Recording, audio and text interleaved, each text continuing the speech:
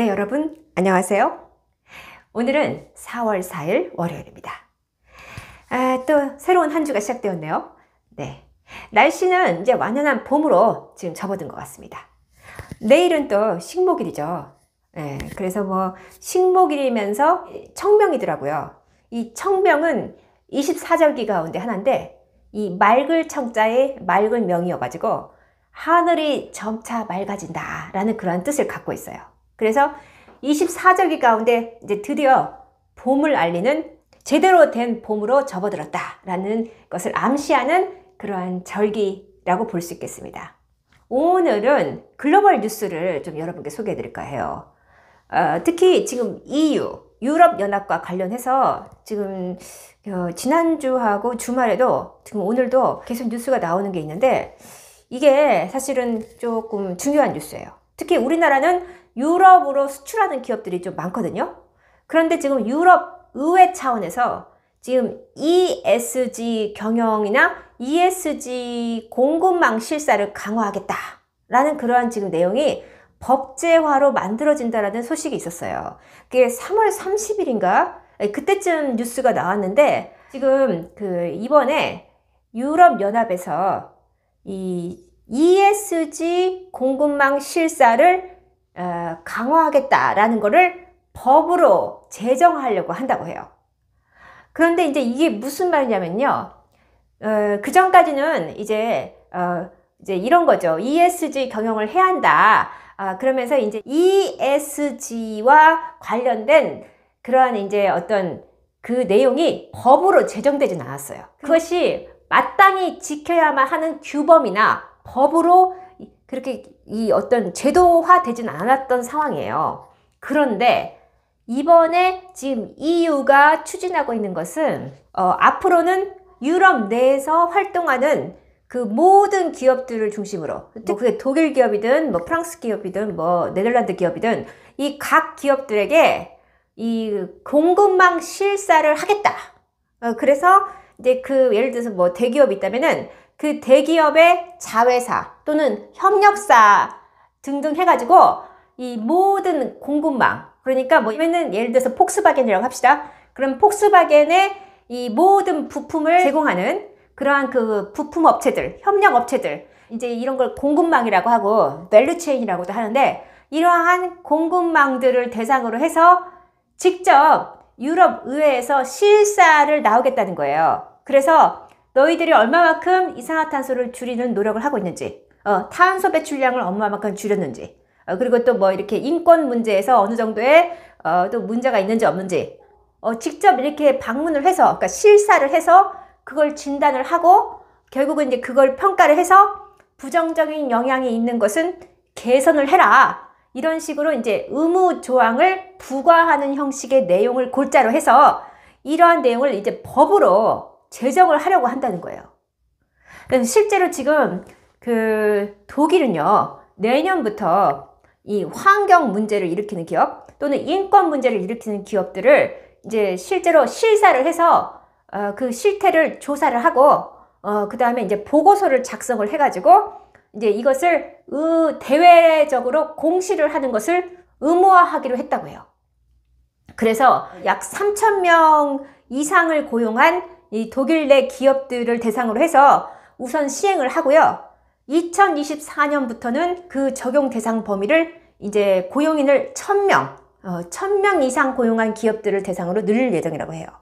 EU가 유럽연합 내에 있는 기업들에 한해서 이렇게 이제 ESG 경영을 하는지 실사를 해가지고 그 공급망을 그 협력업체들까지 다 조사를 해가지고 이제 여기서 이제 뭐 그 진단을 해서 이제 시정 조치를 내리는 방안으로 이거를 할 수 있는 법적 근거를 마련하기 위해서 결국은 앞으로 이제 EU 회원국들은 1, 2년 안에 이 내용과 같은 법률을 제정하거나 개정을 해가지고 공급망 실사를 이제 의무화할 예정이라고 해요.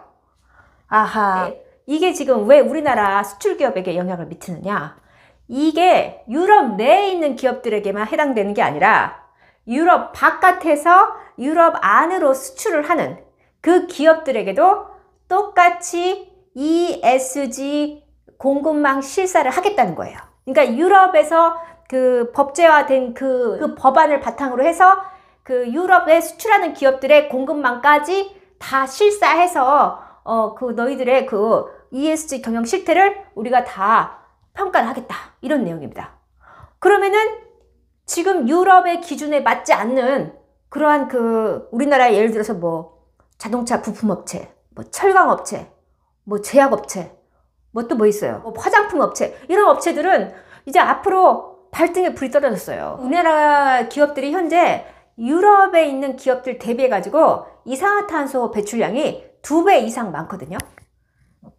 그런데 만약에 이제 그것을 이제 공급망 실사를 해서 이산화탄소 배출량을 이제 얼마 이상 배출하는 기업들에 한해서 뭐 시정 조치를 내리는 그런 법안이 마련된다면은 이거는 이제 우리나라 기업들이 수출을 하기가 어려워진 그러한 상태로 간다는 겁니다. 아니면 뭐 이제 탄소세를 매기겠죠.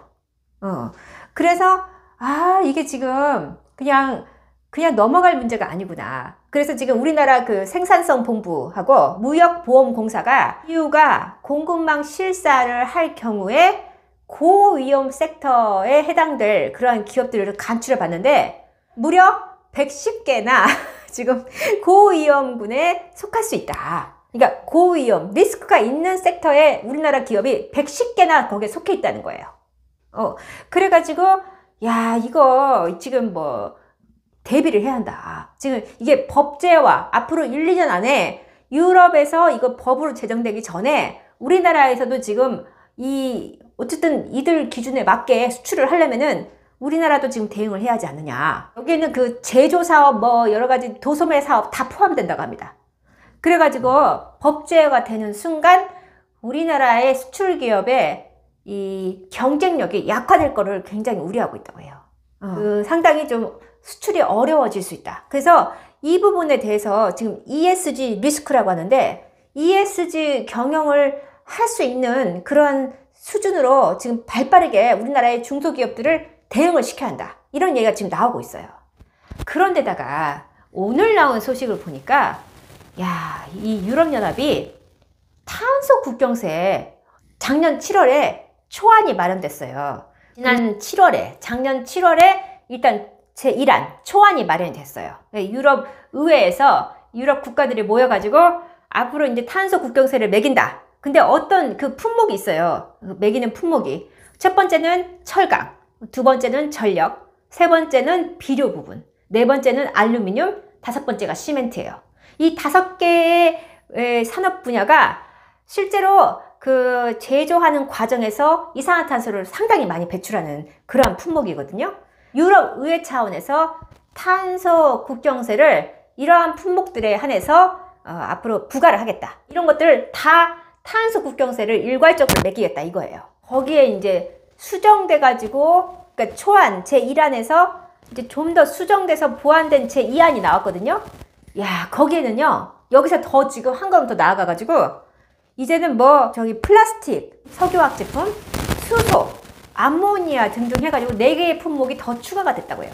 그러니까 앞으로 이 뭐 유럽으로 석유화학 제품을 수출하는 기업들, 또 뭐 플라스틱을 수출하거나 뭐 이런 수소나 암모니아를 수출하는 기업들, 전 세계 기업들이 다 똑같이 이 탄소 국경세의 영향권 안에 들어가는 겁니다.